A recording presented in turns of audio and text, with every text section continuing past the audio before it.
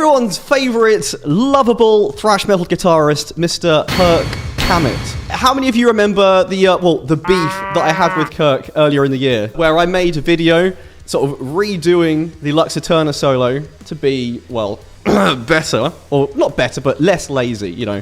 I had to clickbait it up. It was just saying some some questionable things about how, like, he feels that guitar solos should be, you know, improvised and, like, off the cuff. Fair enough, if you're going to improvise solos, that's cool. But if you're going to do that, you need to be a good improviser, right? And unfortunately, Kirk isn't a good improviser. He's no Guthrie Govan, we'll put it that way. I swear since then, he's just been, like, coming out with, like, bad take after bad take. I don't know what's going on. He's going through some sort of, like, existential crisis. Oh, before we go any further, I just want to let you know that I'm now offering a 7-day free trial for my online guitar school. Unlock the entire archive of super fun lessons, exercises, and content, as well as Discord access and guided weekly mentoring from me. Click the link in the description below to visit Bradley Hall's Guitar School and sign up today for free. Guitar published this interview with Kirk, and he's saying, I hate to say it, but non-musicians who are the majority of the listening world are not going to remember guitar solos. Kirk Hammett says it doesn't matter how good or flashy a solo is, most people are going to forget them anyway. Yeah, I agree that it depends on how strong the solo is. Obviously, if you're a guitarist, then you listen more for the guitar solo. The guitar solo is a bigger part of the song, for sure. But I do think that guitar solos are still appreciated by non-musicians and non-guitarists. For example, like my mom, like, she is like the least musical person ever. She's like close to tone deaf, bless her. But she loves music, like she's a music enjoyer. I kind of wish I was like that sometimes, sort of like blissful ignorance, you know? But she's a huge fan of, you know, instrumental guitar music, like Santana, she loves, Joe Satriani, you know, like guitarists that are very melodic and, you know, expressive. And, you know, she can hum some of the guitar solos and stuff. Well, you know, tries to, to the best of her ability. So I feel like it's all down to the guitarist's ability to make their guitar sing and make their parts memorable. I mean, what do you guys think are some examples of great solos in songs that you think that maybe like mainstream audiences, you know, enjoy and like latch onto? Europe, The Final Countdown, yeah, that's a great example actually. Yeah, I think The Final Countdown, that's probably like one of the most famous solos. It's actually like pretty shreddy and technical. Like that solo is like no joke, right?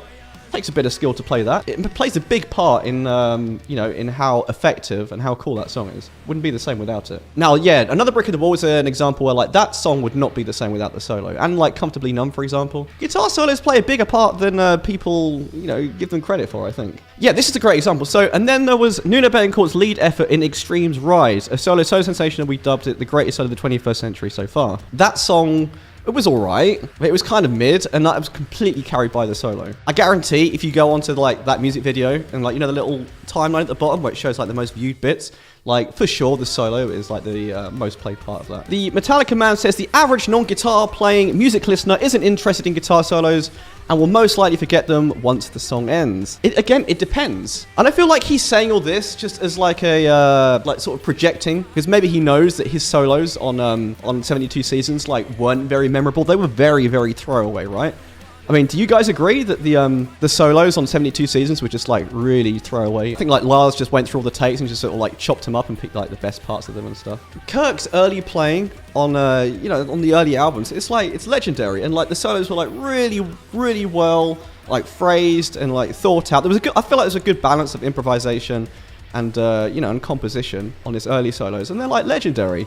It feels like it's like early Kirk and late Kirk. It's just, like, two different people. It's just, like, two different philosophies. It's bonkers. There is a merit to Hammett's observation, of course. By and large, solos are just one part of a song and should serve to supplement rather than carry a track. But the overwhelming rule of thumb is that age-old adage of the solo should serve the song. Yeah, that's true.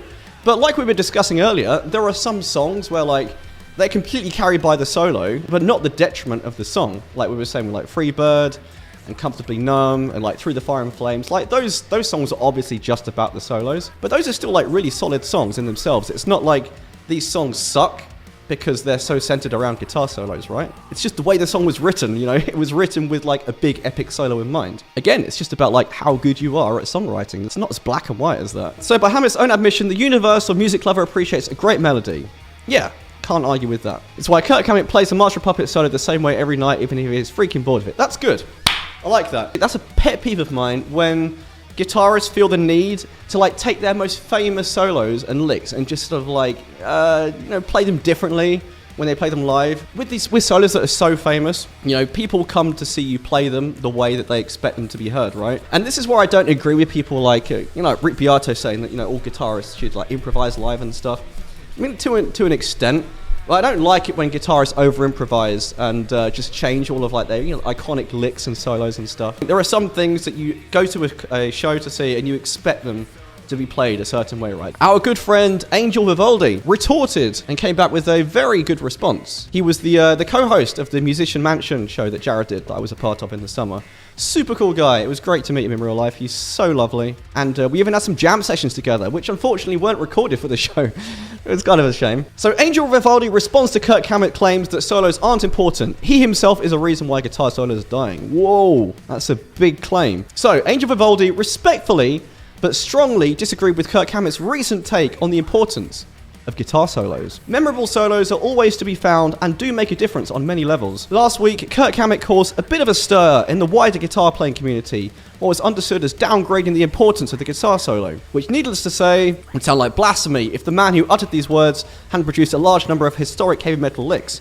Exactly, it comes across as very, very hypocritical to say that. Come to think about it, do you remember like the whole Saint Anger drama from like Some Kind of Monster and stuff, right? Where he was like, he was throwing a hissy fit, wasn't he, that he didn't get to do any solos. And he was like, you know, he was trying to advocate for pushing to get more solos on the album. It's weird, it's like such a 180. Couldn't be further from the truth. If the solo is written by a songwriter and not a lazy guitarist relying on muscle memory, your solo will stay with people forever. Whoa, that's throwing shade. That's throwing way more shade than I was going on about, fucking hell. But because he opted for a raw improvisational approach, which he does not have the skill set to execute, in his opinion, that's true. Can't argue with that. He's not really a strong improviser. 72 seasons, and Lord knows how many before that, his torch now burns very dimly, if at all. Oh, let's listen to some audio examples. What's like a classic Kirk Hammett solo? I don't know, like Fade to Black or something, right? My favourite solo on this song is the first one, not the second one. I love this intro solo. It's so good. Like this lick here. That is so good. It's so tasty. And like, this is one of the few times where like Kirk actually like sort of follows the harmony, like follows the chords of what's going on. And it sounds so good. Like this is a guitarist in their prime who cares about songwriting. So here, right, even when he's playing something fast and thrashy, it's still really well phrased. And like the licks are like, you know, interesting and intense, but it still fits the song. Like, it doesn't come at the detriment of the song, right? It's still really fun to listen to. This is the Kirk I love, exactly. That is so good. Like, that is so well phrased. Again, this is a guitarist in their prime who knows exactly what they're doing. It's perfect. It's perfect. Like, I could not fault the guitar playing on, like, the early Metallica albums. Right, but let's compare that to... And this bit. This sounds like so amateur. It's like, actually, it sounds like a joke, right? This. It's like he's recording it in isolation. He's not paying attention to the accompaniment at all. Playing a load of like random crap that could be played over literally anything in the same key, right? It's not taking into the account the song, like, at all. But it's just this like attitude I can't get over of like him hating on solos all of a sudden, being a bit like elitist. It's very bizarre. It's like completely contradictory to what he used to stand for. You know, Metallica are the biggest metal band on the planet, like by far, bar none. And this guy is like, he's a role model for so many kids and adults alike, right? And so many guitarists. And like people like, you know, treat his word as the gospel. And, you know, people who aren't so savvy with like, you know, internet news and like, you know, watching guitar channels and shit and keeping up to date with stuff like you guys. A lot of people just sort of take what he says as gospel, right? And so he should be spreading a more like positive message and encouraging people to, you know, to write good guitar solos, you know, no matter what they are. It shouldn't be putting people down for playing a certain way. You know, I feel a little bit of this myself, obviously like only a fraction of what Kirk has, but you know, I feel like it's my duty to spread a positive message about guitar and encourage people to play and pick up the instrument, right?